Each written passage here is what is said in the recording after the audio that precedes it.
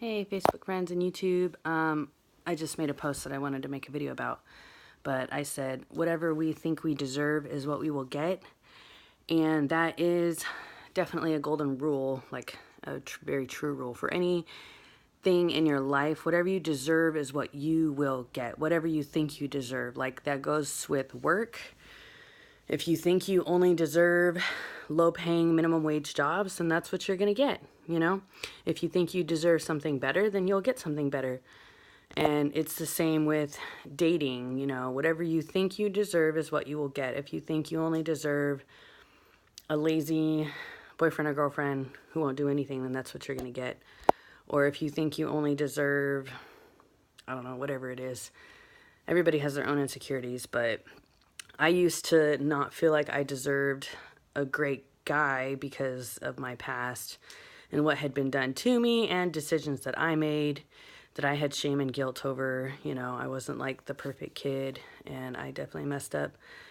So that kept me from feeling like I deserved, you know, a great guy to be with.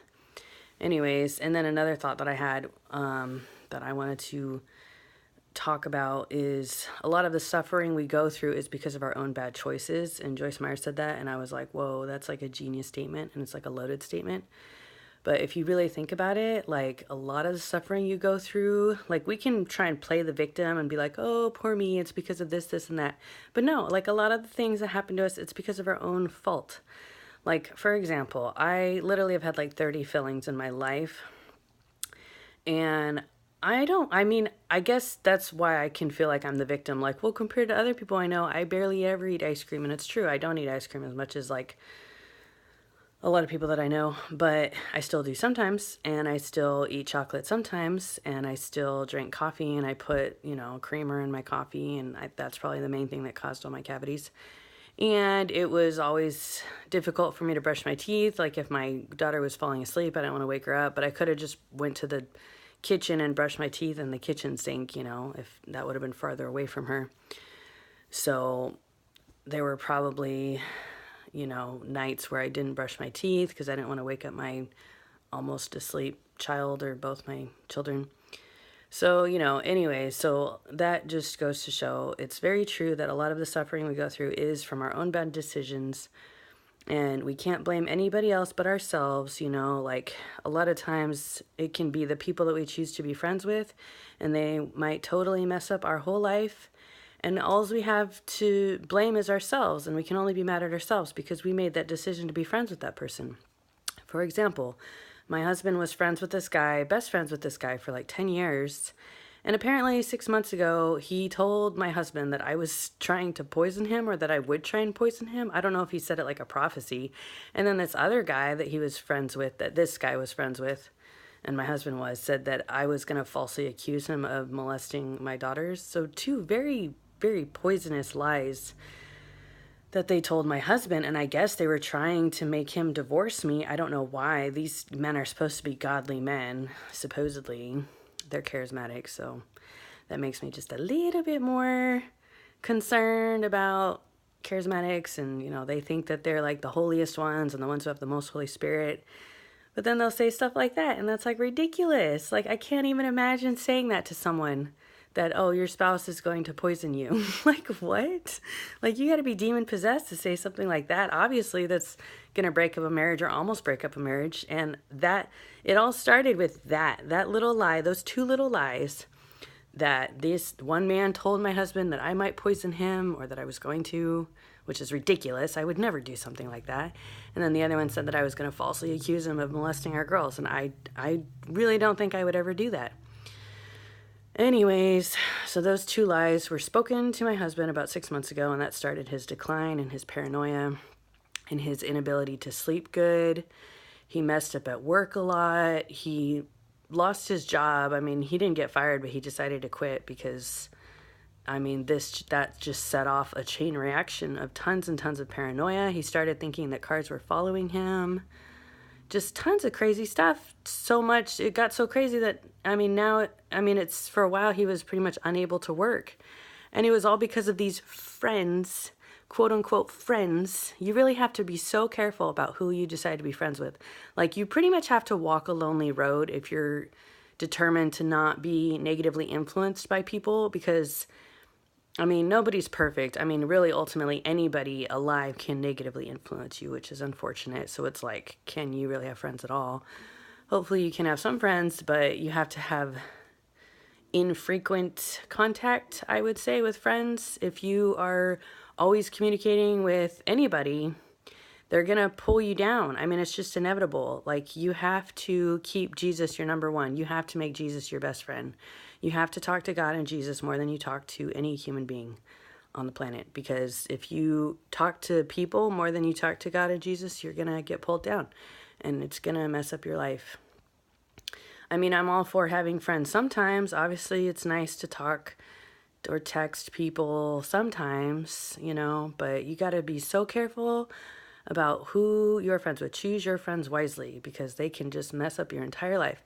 And this is all kind of frustrating now, because this person, well, both of these guys, I have told my husband to not talk to about 100 times, but he won't listen to me because he thinks that they're godly people. He thinks that they're more spirit-filled than me.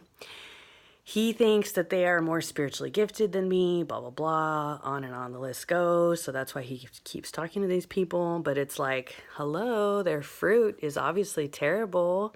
And I would say they're not Christian. Like, why would a Christian say that?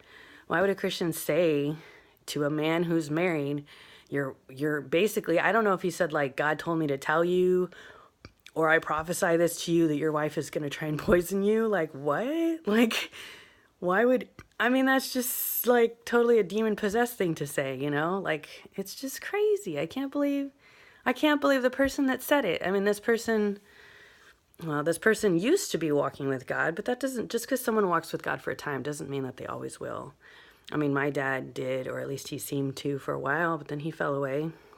A lot of people seem to for a while, but that's the parable of the seeds, you know? Some seeds spring up for a short time, but then when persecution arises, or they end up loving money or something, they fall away and they don't follow God forever. So just, you know, you have to be discerning. And it's always been a huge frustration for me with my husband, is that he seriously has lacked discernment for a long time, especially in regards to people and judging people's character. And I guess, I mean, I heard somewhere that women are just better at that, at judging people's character, than men are. And the guy preaching was saying, so husbands, like, listen to your wives when she's trying to tell you about someone, you know, like if she says that they don't have good character, you need to listen to her, because I guess us women are just more in tune to that, which maybe it's because we're mothers and we are cognizant of who we should let our children be around, you know, who we can trust our children with, stuff like that. So anyways, women are excellent judges of character. And if you're a woman, you can say, whoop, whoop, that's right. And if you're a man, you should say, yes, I recognize that. I see that as the truth. I will listen to the women in my life when they try and tell me that someone's a bad person. Because I'm telling you, us women know. This person, I'm not going to say any names, but man, he got my husband to fall in the spirit several times. And I've always been kind of against that, which I still don't know really what to think about it. But he wanted me to get this guy to have me fall in the spirit when I was pregnant. That was like 5 years ago. I was like, yeah, right. What if I fall on the ground and like the baby, I fall in my stomach and it like kills the baby? Like, that's just stupid. Like, why would I do that? Why would any pregnant woman be willing to fall in the spirit? It just seems like the most psychotic thing ever. So we've had this ever since we got married, about this whole like charismatic stuff. Like, I'm okay with tongues, but it's all this other stuff that I'm like, I don't know. I'm just kind of skeptical. But I mean, it's never happened to me. So I guess if it did ever happen to me, maybe I would think that it's legitimate, but it's never happened to me. So I just, you know, we fear what we don't know. But also there isn't really a biblical reference for it at all. There is no time in the Bible. I mean, in Revelation, John, it says he fell at Jesus' feet as though dead. But he was in the presence of Jesus. Like, that doesn't happen very often. So anyways, yeah, you got to watch out for the trippy stuff, you know? Like, there's some stuff that's cool, you know, but you don't want to get carried away with it, and you can't let it ruin your life. You can't let it take over your life. You got to grow up and be an adult at some point and take on responsibility and work and hold a job and be a parent. You can't get all caught up in this, like, third heaven, supernatural realm kind of stuff. Like, you just really got to be careful. You got to keep your feet on the ground, not have your head in the clouds, you know? Anyways, so I pray that that helps some of you.